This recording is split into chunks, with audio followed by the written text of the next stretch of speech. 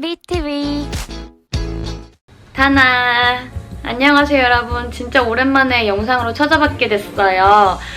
그동안 사회생활을 하느라 좀 바쁘기도 하고 영상에 집중을 잘 못했는데 이렇게 2달 만에 사는 촬영이라서 되게 반갑네요. 근데 오랜만에 왔는데 안 좋은 소식이라 너무 죄송해요. 6월까지만 해도 이 티켓 발급 소식도 있고 7월쯤에는 베트남에 올 수 있을 거란 예상이 많아서 저도 그럴 줄 알았는데 네, 잠깐 올렸던 영상에서 이렇게 얘기도 했었잖아요.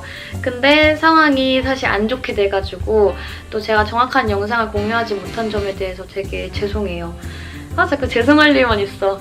예상했던 것과는 다르게 7월에 안 좋은 소식이 터져서 베트남이 지금 되게 들썩해요. 한국에 계신 분들도 베트남에 오고 싶기도 하고 뭐 일 때문에도 와야 되는 분들도 있는데 되게 못 오는 사람들도 많죠. 그래서 한국에 계시면서 저한테 궁금해서 베트남의 현실적인 코로나 상황이 어떤지 물어보는 분들이 많이 있었거든요. 그래서 이렇게 제가 7월 25일 베트남 코로나가 다시 발발하기 시작할 때부터 8월 8일 현재까지의 영상을 한번 준비해봤습니다. 우선은 베트남에서 코로나 청정지대라는 말이 나올 정도로 굉장히 철저하게 관리가 되고 있었고 100일 정도를 계속 감염자가 안 나온다고 발표가 나왔었는데요. 7월 25일에 갑자기 중부지방을 중심으로 원인을 알 수 없는 원인이 어디서 온지 모르겠는 그런 코로나가 다시 터진 거죠. 이렇게 되니까 7월 28일은 다낭이 아예 셧다운이 돼버린 거죠. 호치민이랑 하노이는 아직인데 사람들이 셧다운이 될 거라고 예상을 하고 있었어요. 7월 28일이 되는 자정부터 음식 배달도 안 되고 모든 항공편, 교통편이 다 막히게 된 거예요. 그래서 그때 다낭에 여행을 가 있던 현지 여행객들은 완전히 멘붕이 온 거죠. 갑자기 셧다운이 되다 보니까 준비도 안 되고 그래서 집에 어떻게 가지도 못하고 다낭에 발이 묶인 상태가 된 분들도 많이 있었어요. 이런 발빠른 조치가 의료시설이 아직 잘 안 돼 있는 베트남 입장에서는 확실하고 더 안전할 수는 있는데 어떻게 보면 이런 불편한 점도 있는 거죠.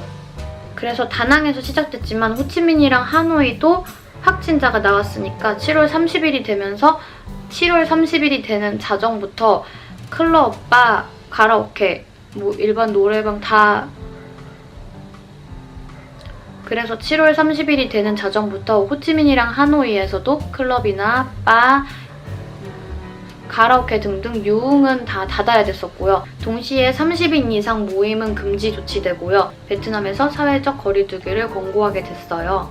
호치민에서 제가 현재 느끼는 분위기는 어떠냐면 고급 아파트 같은 데서는 마스크를 쓰지 않으면은 주의를 줘요. 경비가 주의를 주고 1층에 리셉션 앞에 앉아있지도 못하게 하고 또 웬만한 공공장소는 다 마스크가 없으면 입장이 안 되고요. 손소독제를 꼭 뿌려줘야 되고 열을 체크하고 만약에 열이 높게 나왔다 그럼 감기든 어쨌든 간에 거기 못 들어가게 되는 거죠. 그런 식으로 확실하게 관리가 되고 있긴 합니다.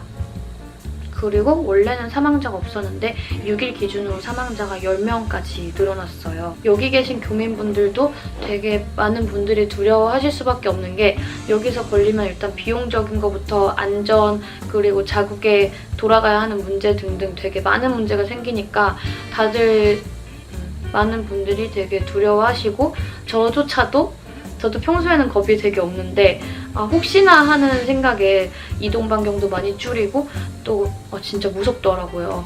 그래서 외국인도 현지인들도 좀 조심하고 다 무서워하고 마스크도 많이 쓰고 다니고 경각심을 좀 갖고 있는 상황입니다. 그리고 이렇게 생명의 위협을 느끼는 것도 당연하지만 이제 두 번째로 경제활동을 하는 분들에 있어서는 혹은 회사에서 일을 하는 분들도 그렇고 셧다운에 대한 공포도 약간 있어요. 상황이 계속 이렇게 나빠진다면은 갑자기 호치민, 하노이도 셧다운이 될 수 있잖아요. 지난 4월 1일부터 15일까지 강력한 셧다운이 됐었고 또 이미 그 전부터 유흥 쪽이나 다른 큰 시설들은 다 오픈 금지를 당했잖아요. 거의 한 달 내외를 완전히 경제 생활을 못하고 지낸 적도 있었어요, 저도.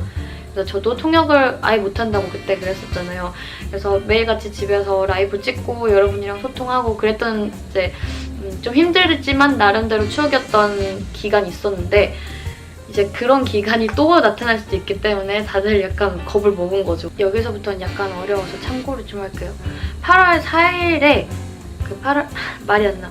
8월 4일에 중앙 코로나19 대책위원회가 열렸는데 베트남 부총리가 뭐라고 했냐면 베트남은 전과 같이 전국적인 사회적 격리를 진행할 계획이 없으며 이번 다낭 지역 코로나19 대규모 발발에 대해서 두 번째 코로나19 물결로는 규정하지 않겠다는 의지를 밝혔어요. 물론 지금의 통제가 잘 된다면 천만다행이고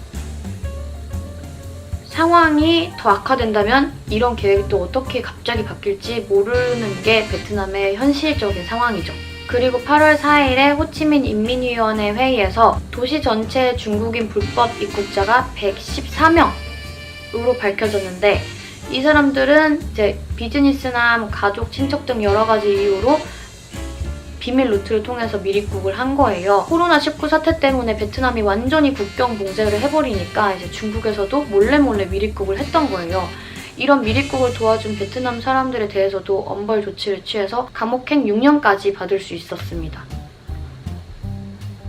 그리고 8월 6일 기준으로는 또 엄격하게 마스크를 공공장소에서 착용하지 않으면 30만 동까지 벌금을 받을 수 있다고 나왔어요. 또 확진자가 8월 8일 기준으로 21명이 더 추가돼서 총 810명이 됐습니다. 자, 이렇게 2차 코로나 발발 7월 25일부터 8월 8일까지 소식을 여러분들께 그냥 쭉 나열해봤어요. 큼직큼직하게 얘기해봤는데 알아보다 보니까 저도 더 경각심이 들고 또 걱정도 되는 바죠. 근데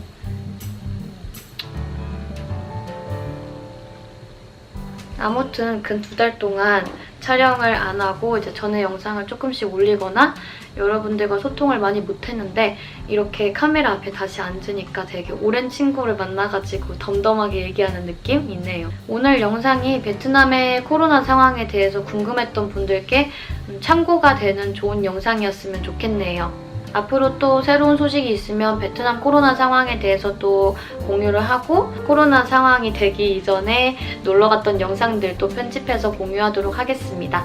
앞으로 더 자주 보고 여러분도 건강 항상 잘 챙기세요. 그러면 우리 또 봐요. 자주 봐요. 탐비에